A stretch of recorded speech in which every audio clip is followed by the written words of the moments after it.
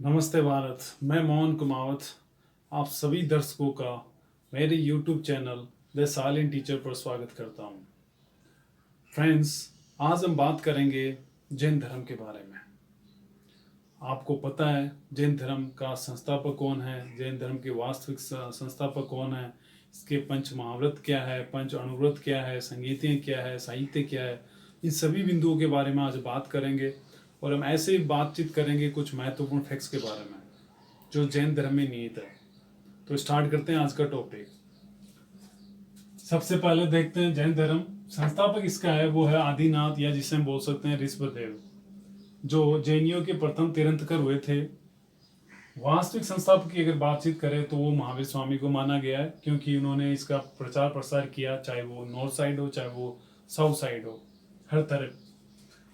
अब बात करते हैं तीर्थंकर, यानी जैन धर्म में तीर्थंकर का मतलब क्या होता है। तो तीर्थंकर का मतलब होता है जैन धर्म में प्रमुख व्यक्ति, विद्वान व्यक्ति, इंटेलिजेंट व्यक्ति। कुल तीर्थंकर हुए थे 24। अब हमने 24 ना लिखे, यहाँ पे कुछ इंपॉर्टेंट जो तीर्थंकर है उनके बारे में लिखा है कि उनका जन्म स्थान से रिलेटेड जो चीज़ें, किसको क्या बोला गया है, वो जो चीज़ें हमने इसमें ऐड की है। तो देखते हैं। प्रथम जो तीर्थंकर हुए थे वो आदिनाथ ऋषभदेव, जिनको माना जाता है, और जिनका जन्म जो स्थान यानी बर्थ जो प्लेस है वो उनका माना जाता है अयोध्या, यूपी, उत्तर प्रदेश। द्वितीय जो अजितनाथ जी हुए, जिनका वर्णन यजुर्वेद में मिलता है।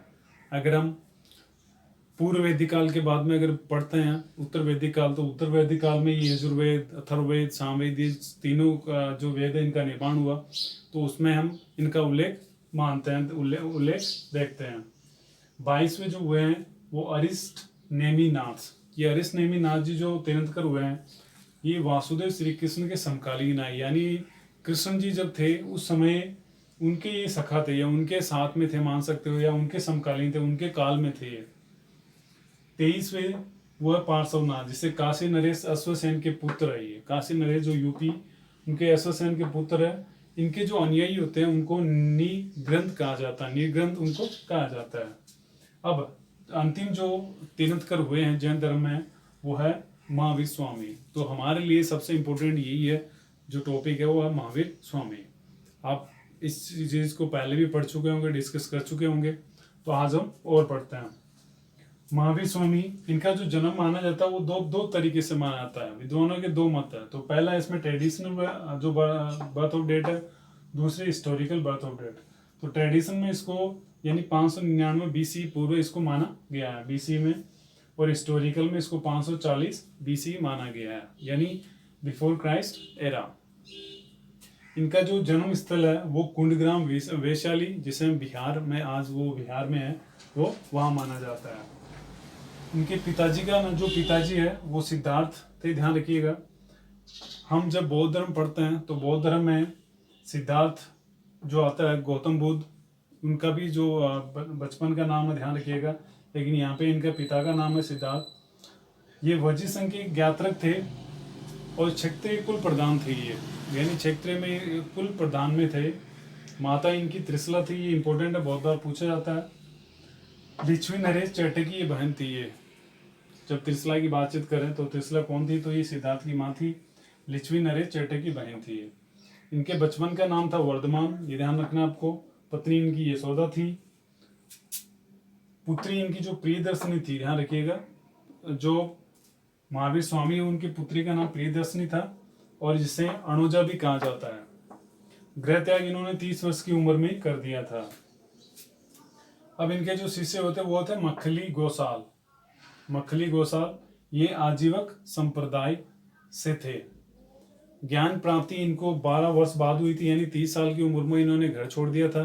तो 12 साल बाद अगर ऐड कर देंगे तो 42 वर्ष की उम्र में इनको ज्ञान की प्राप्ति हुई थी। इनको कहाँ पर हुई थी ज्ञान की प्राप्ति? वो हुई थी रिजुपालिका नदी के किनारे, जिसमें जरंभिक ग्राम जो था, साल वृक्ष के नीचे इनको ज्ञान की प्राप्ति हुई।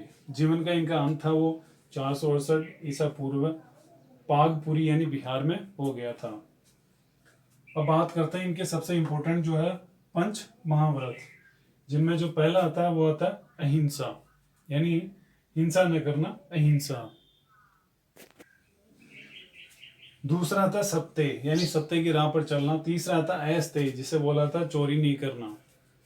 और चौथा आता अपरिग्रह यानी फालतू की चीजों का संग्रह नहीं करना, किसी भी चीजों का ज्यादा संग्रह नहीं करना, उन्हें अपरिग्रह कहा जाता है।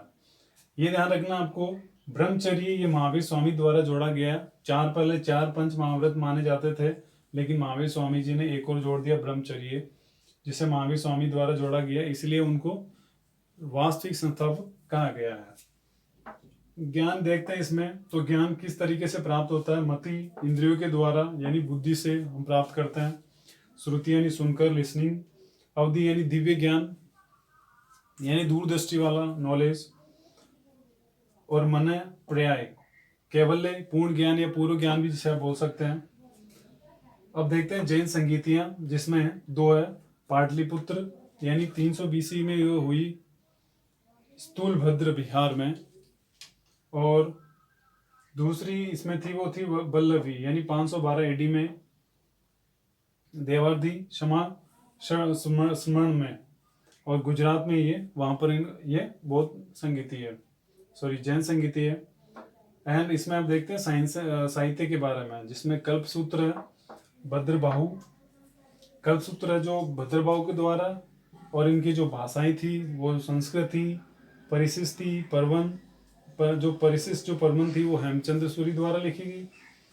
अब इनमें योगदान की बातचीत करते हैं, तो वर्ण व्यवस्था, कर्मकांड, इन चीज़ों को ये बहुत कम मानते थे। यानी वर्ण व्यवस्था के बारे में ज़्यादा इनका कोई मतलब नहीं था।